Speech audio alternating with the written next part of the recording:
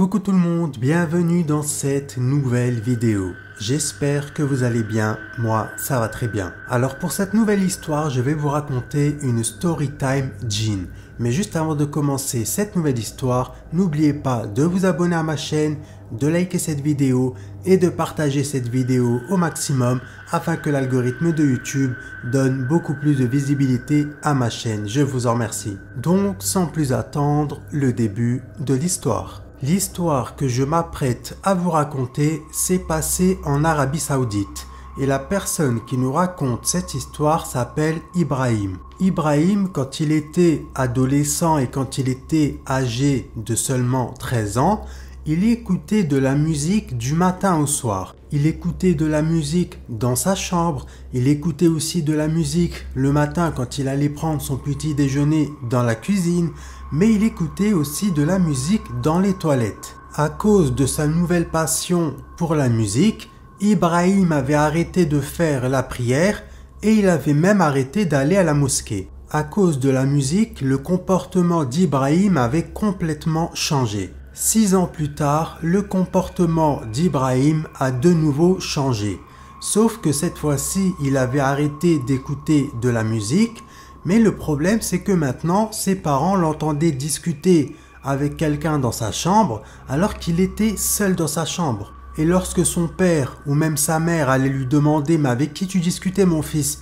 Il leur répondait « Mais je discute avec personne, je suis seul dans ma chambre. » Et lorsque son père venait le voir pour lui demander s'il voulait l'accompagner à la mosquée, eh ben Ibrahim pétait les plombs contre son père et il commençait même à l'insulter. Il lui disait « Je ne veux pas aller à la mosquée, je ne veux pas mettre les pieds là-haut, moi je ne crois pas en tout ça, donc maintenant laisse-moi tranquille. » Et à chaque fois, une énorme dispute éclatait entre Ibrahim et son père. Un jour, le père d'Ibrahim était dans le salon aux côtés de sa femme, quand soudain, il va entendre son fils, à l'étage qui était dans sa chambre, parler avec plusieurs personnes. À ce moment-là, le père d'Ibrahim a regardé sa femme et lui a dit « Tu entends bien comme moi, là Ibrahim il est en train de discuter avec des gens.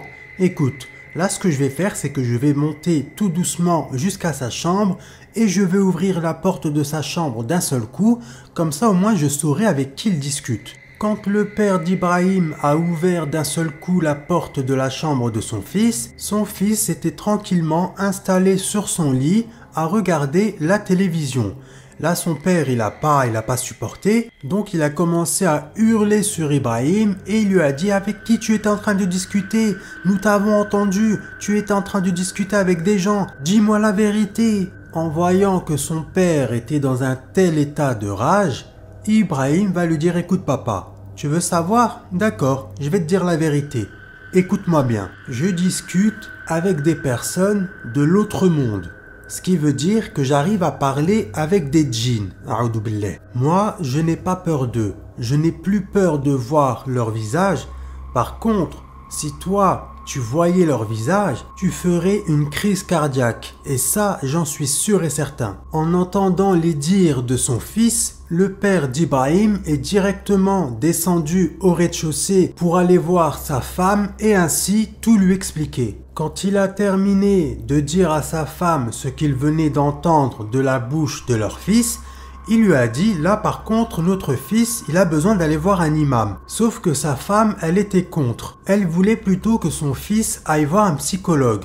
Mais son mari, il était contre. Il lui a dit « Écoute, là ce que je viens d'entendre de la part de notre fils, de la bouche de notre fils, c'est vraiment très très grave. Donc pour moi, notre fils, il va falloir qu'il aille voir un imam. » Le lendemain matin, le père d'Ibrahim est allé dans la chambre de son fils. Il a dit à son fils « Ibrahim, j'ai quelque chose à faire, viens avec moi parce que j'ai besoin de toi. » Là, Ibrahim, il a regardé son père, il lui a dit « Mais pourquoi tu as besoin de moi? Qu'est-ce que tu veux que je fasse ?» Et là, son père lui a dit « Écoute, fais-moi confiance, viens avec moi, monte dans la voiture, j'ai besoin de toi. » Parce que son père voulait l'emmener voir un imam. Mais il savait très bien que s'il avait dit la vérité à son fils, eh ben qu'Ibrahim aurait de nouveau pété les plombs et qu'il ne l'aurait jamais suivi. Donc il a préféré lui faire à l'envers et lui mentir. Et donc Ibrahim au début il a refusé, mais en voyant que son père était en train d'insister, eh ben Ibrahim n'avait pas d'autre choix que d'aller avec son père. Quand ils sont arrivés chez l'imam, Ibrahim a pété les plombs, il a commencé à s'énerver contre son père, il a commencé à l'insulter de tous les noms, mais son père était plus fort que lui, donc il l'a tiré de la voiture et il a réussi à l'emmener à l'intérieur de la mosquée. Quand l'imam est arrivé, il a commencé à discuter avec le père d'Ibrahim. Par la suite, il a discuté avec Ibrahim. Ensuite, l'imam a commencé à faire une ruqya sur Ibrahim qui a duré quand même 6 heures. À la fin de ces 6 heures-là, l'imam va dire au père d'Ibrahim « Mon frère, je suis vraiment désolé, mais le cas de ton fils, il est trop difficile pour moi. Ton fils, il y a 5 djinns qui sont accrochés à lui. Il y a 5 djinns qui le possèdent et ces djinns-là sont trop forts pour moi. Je suis vraiment désolé, mais je vais te donner le numéro d'un confrère à moi. Allez le voir et je pense que lui saura vous aider. » Quelques jours plus tard, Ibrahim et son père sont allés voir le deuxième imam. Pareil, le deuxième imam a pris le temps de discuter avec Ibrahim qui était quand même assez énervé envers son père et envers l'imam. Par la suite, l'imam a pris le temps de discuter avec le père d'Ibrahim et ensuite l'imam a commencé à faire une ruqya sur Ibrahim. Et pendant des heures et des heures, l'imam n'a pas arrêté de réciter sur le pauvre Ibrahim. L'imam était devenu tout rouge et il n'arrêtait pas de transpirer. Il était à 2 doigts de tomber dans les pommes tellement que c'était trop pour lui. À la fin de la récitation, l'imam va regarder le père d'Ibrahim tout gêné et il va lui dire « Mon frère, je suis vraiment désolé, mais je ne peux pas aider ton fils parce que son cas, il est trop difficile pour moi. Il y a plusieurs djinns qui sont à l'intérieur de son corps et moi, seul, je n'arriverai pas à le soigner. » En entendant cela, le père d'Ibrahim ne savait plus quoi faire. Il a supplié l'imam d'aider son fils, mais l'imam lui a dit « Je suis vraiment désolé mon frère, mais je ne peux rien pour ton fils. » Ensuite, le père d'Ibrahim va dire à l'imam « Mais je ne comprends pas. Pourquoi il y a 5 djinns qui sont dans le corps de mon fils, qui ont possédé le corps de mon fils? Mon fils, il est gentil avec tout le monde. Avant, il était pieux. Certes, c'est vrai, il a arrêté de faire ses prières, mais c'est quelqu'un de très gentil, de très calme, de très bon. Pourquoi ils l'ont possédé? » Là, l'imam, il a regardé, il lui a dit « Franchement, je suis désolé, mais je ne sais pas. Je ne peux pas vous aider. » Par la suite, le père d'Ibrahim a pris son fils et ils sont rentrés chez eux. 2 jours plus tard, ce même imam va contacter le père d'Ibrahim et il va lui dire « J'ai une bonne nouvelle, je t'ai trouvé un excellent imam, cet homme-là est très réputé, il est bien plus puissant que moi, mais par contre, il se trouve au Yémen. Seriez-vous d'accord pour vous déplacer jusqu'au Yémen ?» En entendant cela, le père d'Ibrahim, il était trop content. Il lui a dit « Il n'y a pas de problème mon frère, moi je serais même capable d'aller jusqu'aux États-Unis, jusqu'à l'autre bout du monde pour mon fils, donc il n'y a pas de problème. » Ensuite, l'imam lui a donné toutes les coordonnées de cet homme-là et quelques jours plus tard, le père d'Ibrahim a été chercher les billets d'avion. Une semaine plus tard, Ibrahim et son père se sont rendus au Yémen chez cet homme. Quand ils sont arrivés dans le cabinet de cet imam, ils se sont installés et l'imam a commencé à fixer Ibrahim droit dans les yeux pendant plus de 30 minutes. Pendant plus de 30 minutes, il a dévisagé et il ne l'a pas lâché du regard. Le père d'Ibrahim dira plus tard qu'il avait l'impression que c'était, voilà, physiquement les yeux de l'imam, mais qu'il avait l'impression que c'était quelque chose d'autre qui était en train de fixer droit dans les yeux son fils. Ça se voyait et surtout ça se ressentait qu'à ce moment-là, l'imam était possédé par autre chose. Après ces 30 minutes de silence-là, l'imam va demander au père d'Ibrahim et à Ibrahim de revenir le lendemain matin et qu'il devait lui apporter de l'encens ainsi que d'autres choses. Le père d'Ibrahim lui a dit d'accord, il n'y a pas de problème et ils sont rentrés à leur hôtel. Le lendemain matin, Ibrahim et son père sont allés acheter les choses que l'imam leur avait demandées, donc l'encens et d'autres choses, puis ils sont allés au cabinet de l'imam. L'imam les a fait s'installer comme dans un petit salon où il y avait 2 matelas. Par la suite, l'imam a allumé de l'encens et il a commencé à réciter sur Ibrahim. Sauf que le père d'Ibrahim était là juste à côté en train d'assister à la séance, mais il a très bien compris que cet imam-là n'était pas en train de réciter du Coran sur son fils, mais qu'il était en réalité en train de réciter autre chose. Il était en train de parler dans une autre langue, une langue que le père d'Ibrahim n'arrivait pas à comprendre. L'imam a donc continué sa récitation pendant à peu près 5-10 minutes, jusqu'au moment où Ibrahim s'est évanoui.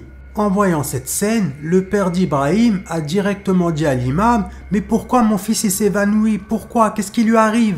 L'imam il lui a dit « Mon frère, ne t'inquiète pas, c'est moi qui ai fait en sorte qu'il s'évanouisse, c'est tout à fait normal, il va s'évanouir pendant seulement 2 heures et dans 2 heures, il reviendra à lui-même. Ne t'inquiète pas, c'est tout à fait normal. » 2 heures plus tard, comme prévu, Ibrahim s'est réveillé et il s'est excusé auprès de l'imam. Il lui a dit « Pardon, monsieur l'imam, je suis vraiment désolé, je me suis assoupi. » L'imam lui a dit « T'inquiète pas mon fils, il n'y a pas de problème. » Ensuite, l'imam a demandé à Ibrahim et à son père de revenir le lendemain. Le lendemain matin, comme prévu, Ibrahim et son père sont revenus chez l'imam.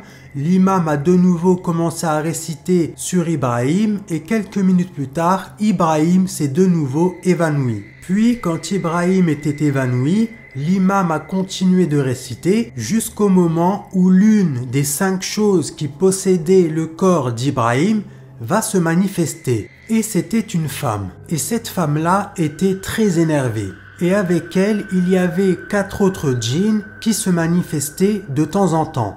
Mais principalement, c'était cette dame-là, cette femme-là, qui se manifestait le plus. Car c'était elle la cause du problème. Quand cette femme s'est manifestée, l'imam lui a immédiatement dit « Pourquoi vous l'avez attrapée? Pourquoi vous l'avez possédée? Pourquoi tous les 5 vous avez possédé son corps? Qu'est-ce qu'il vous a fait ?» Et là, la femme va dire à l'imam « Eh ben tout simplement parce qu'il a tué mon fils et nous n'allons pas le laisser tranquille. » Ensuite, cette djinniya va dire à l'imam « De toute façon, chez nous, nous avons un tribunal et c'est le tribunal qui va statuer du sort d'Ibrahim. » En entendant les dires de cette djinniya, l'imam va lui demander « Mais comment il a tué votre fils ?» Et là, la djinniya va lui dire « Il y a plusieurs années, Ibrahim est rentré dans les toilettes, il avait de la musique avec lui et quand il était dans ses toilettes, il a glissé et il est tombé sur le sol. Mais lorsqu'il est tombé sur mon fils et il l'a écrasé,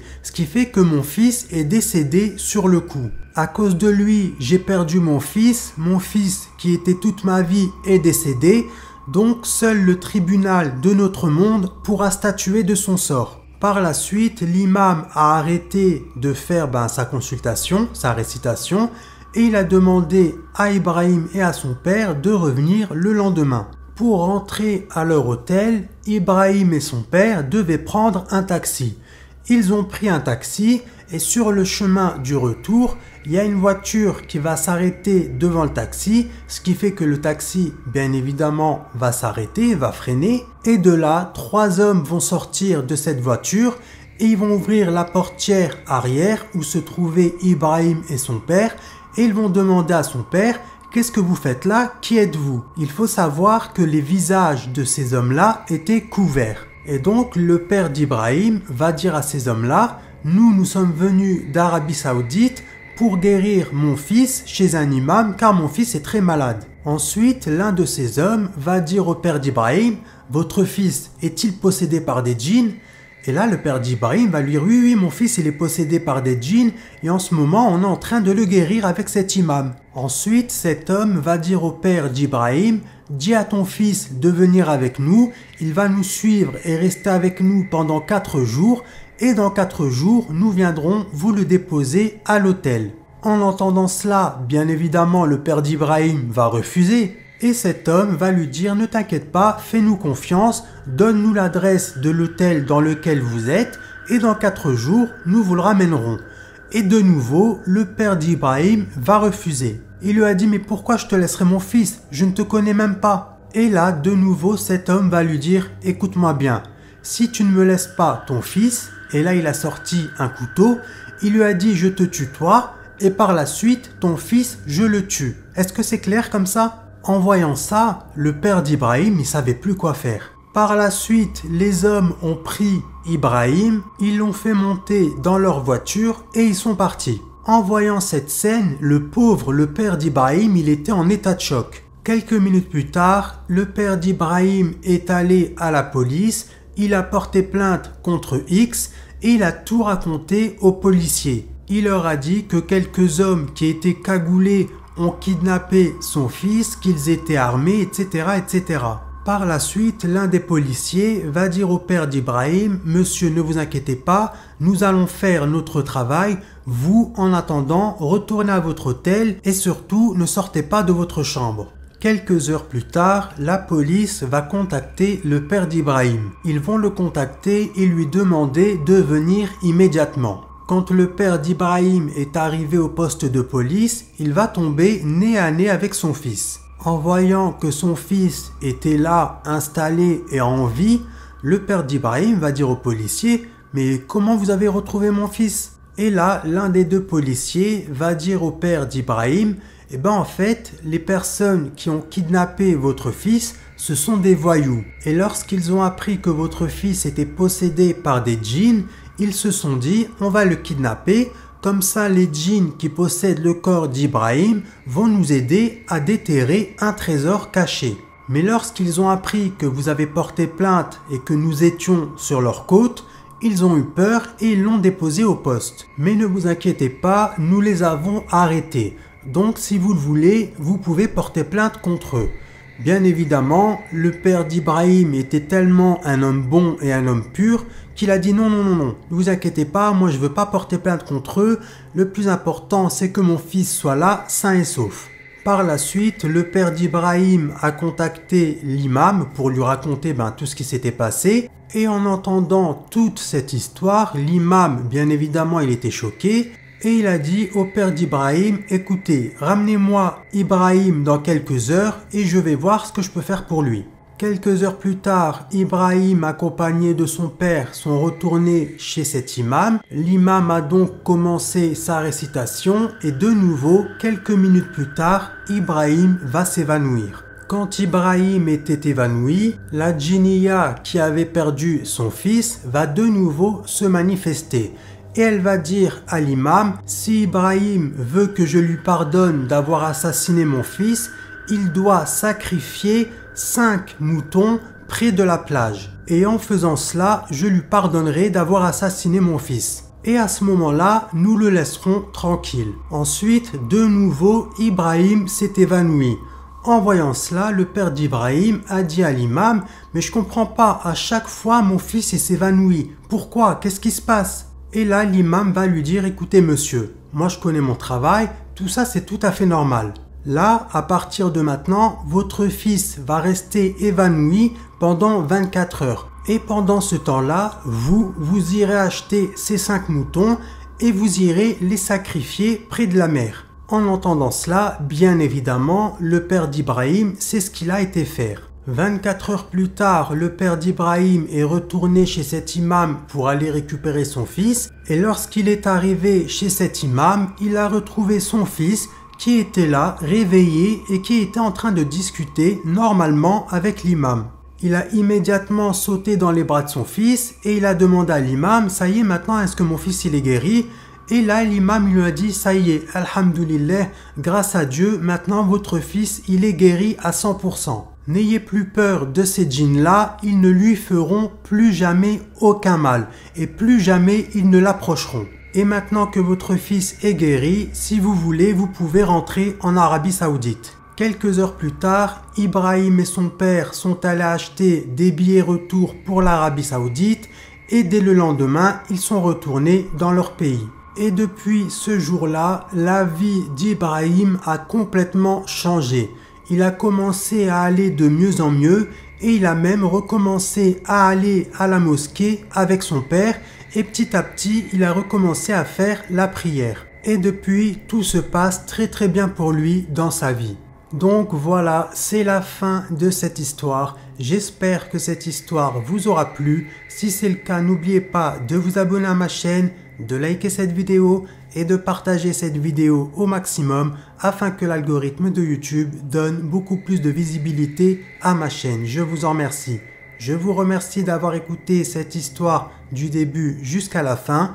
Quant à moi, je vous dis à la prochaine vidéo, Inch'Allah. Et quant à vous, je vous dis, prenez soin de vous. Bye.